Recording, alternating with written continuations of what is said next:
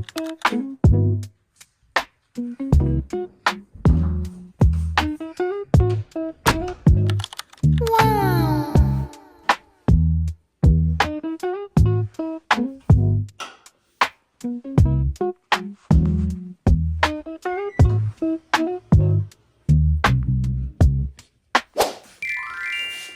everybody, welcome back to my channel. My name is Esther and I am a pilot, and I'll be doing a get ready with me session today while answering some questions.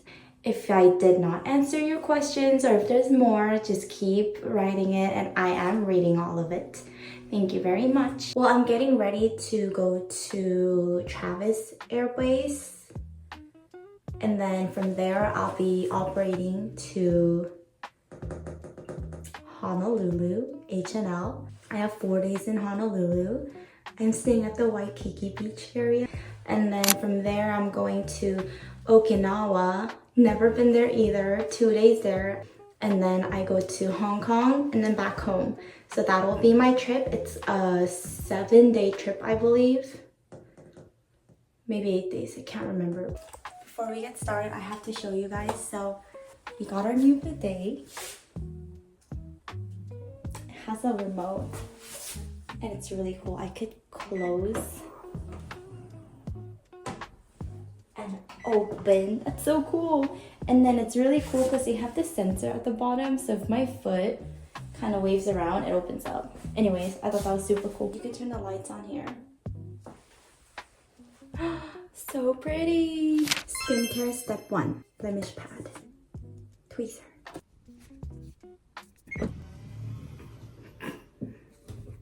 That toilet is so sensitive. On the redness because I have sensitive skin.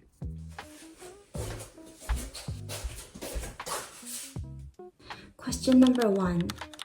How did you pay for flight training? I mentioned last time that I worked as an English tutor. I did a bunch of English teaching related activities in Korea to make money.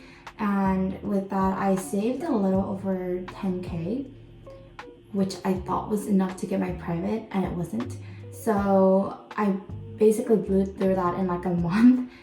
And then I had to have a talk with my dad and convince him that I could get it done. And in return, I showed my dad my progress throughout the whole journey and made sure he knew that he was investing in the right thing. Now he has reaped the benefits of investing in me, and now he gets free flight benefits. So that's how I got my flight training done. I do want to say though, I know that isn't the case for a lot of people. There's so much scholarship out there that is being unclaimed because people like me don't want to write essays. I was in the same boat. There were so many scholarship opportunities. I got a little bit, but I never applied because I didn't want to write an essay. So if you guys are looking for ways to pay for it, I'm gonna leave some links down below. Powder primer and Ipkun green skin corrector because I have red skin. Next question, how did I handle all the changes in sleeping pattern and jet lag? I briefly mentioned this last time, but it's like half-assed painted on my face. Clio, Kill Cover Found Wear Cushion, the original. This is from Olivia in Korea. Slap it on. So jet lag, like I said, if I'm really struggling, melatonin. My goal is to go to sleep about 12 hours prior to showtime and preferably not wake up till at least 4 hours prior to showtime. So if band time is 8 p.m., I'll try to sleep till 4 p.m. The later the better. And that way, by the time I get ready, show up for the flight, I'm freshened up, I'm good to go. I want to make sure I'm operatable, usable workable and be an actual useful crew member. I don't know if I mentioned this, but my makeup skill is terrible. I'm not good at it. I don't really know what I'm doing. I'm just trying to look presentable. That's my goal, looking presentable, not dead like a zombie. This is from Glossier. My friend actually gave this to me because she didn't want it. I was like, yay, free powder. I just snapped that on my face so it's not oily, so I can apply other stuff. It looks really weird right now. I'm gonna smear it in. Next question is, do you have any tips to study for the oral portion of the checkride? Yes, I do. There's a huge difference between just knowing the information and knowing it so well that you could recite it and or explain it to other people. So try to study it. Use the method of teaching someone. I especially thought that was helpful for my CFI checkride because you have to actually teach. See if you can teach someone, if you can explain the concept out loud, and if you can, then you're ready. And for me, that was actually not too hard to do because I am a naturally chatty person and I like to talk. So if you tell me to talk your ear off, I will talk till your ear falls off. Next question is, what did my parents think when I told them I wanted to be a pilot? Did I have to convince them or were they encouraging? I'm so bad at doing my eyebrows. I usually get them tatted when I'm in Korea, but I've been really lazy with that too.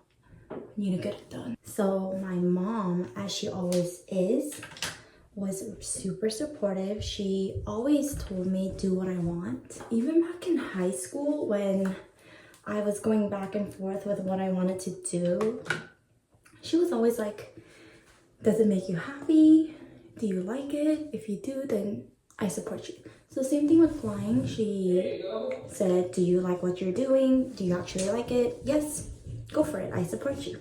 I got this at Daiso. My friend told me about it in Daiso, Korea. They've been upping their game in the skincare and makeup product department. So the products are actually really good. Like this thing does not smudge the entire flight. This thing is a monster.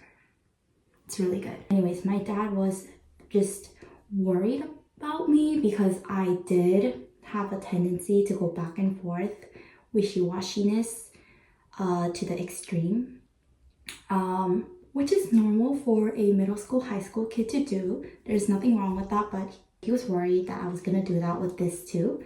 So I would update him on my progress and he would always ask if I like what I'm doing and if I'm still working on it. And so he was pretty impressed when I actually made it to the airlines. He thought that I would in the middle quit and go do something else. And to convince him, I remember I made like this very, very childish PowerPoint explaining why I want to do this, how I'm gonna get it done, how much I'm gonna spend, how long it's gonna take, and end goal, what I'm gonna make, like how much money I'll be making in the career. So with a little bit of that, he believed in me and told me I can go back to the States and do what I want. So that's how I convinced my dad. My mom was just always on board. She's like, do whatever you want, makes you happy, go ahead, whatever. Doesn't make you happy, don't do it. And even in the middle when I was stressed out with training, she always told me, you know, if it's making you happy, if you enjoy what you're doing, keep doing it. If you want to go do something else and then come back or whatever it is, I support you. So I think that I'd say emotionally, my mom supported me a lot. My dad, emotional and a little bit of financial, he supported me. So they both supported me in the best way that they each could. Blush, Rome and Better Than Eyes. And this is a lavender color. So apparently I did like the skin color what do you call it, like your skin shade analysis. Korea is really big on that. So I went to get it done with my cousin twice at 2 different places, and they both came out to be cool. What is it? Summer cool. I am a summer cool. Which means that the shade of makeup I need to wear is these lilac-y, lavender, cool looking shades, or light pink, something really light, nothing along coral or orange or anything in that orange area. My phone is dying, so last question. I noticed you were speaking Korean with your dad. What part of Korea are you from? Oh, and contour. Basic. I was born in Korea. I grew up here in LA. I was born in Gangnam,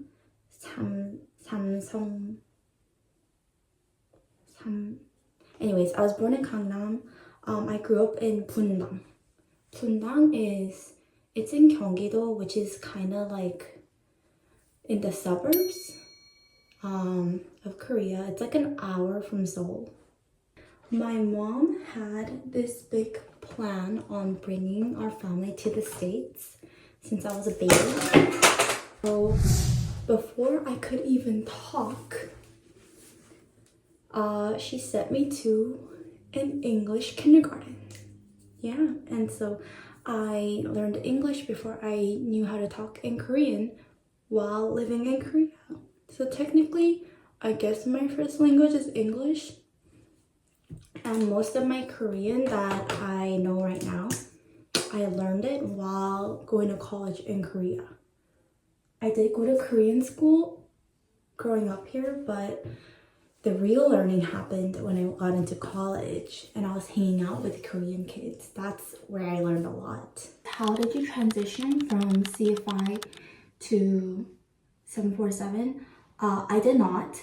I went from CFI to regional jet to current company to current airplane. So if anybody is thinking that they want to go CFI straight to Boeing, I don't recommend it. It's going to be really hard learning a jet. If you come from previous jet experience, it might be easier learning, but if not, I would recommend going to a regional airline. You'll learn really, really good skills. Lots of repetition going up and down and up and down. That's where you build good skills. So I recommend that before going onto a bigger plane, because for me right now, I don't fly, like actual flying, I don't fly that much. I don't get to land or take off a whole lot, and I'm okay with it because I have prior experience doing it as much as I wanted, building the box, inputting flight plans. I'm very, very comfortable with it.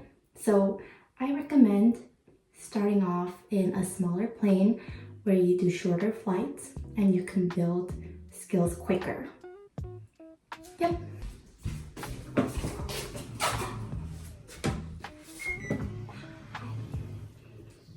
Say bye, Sadie.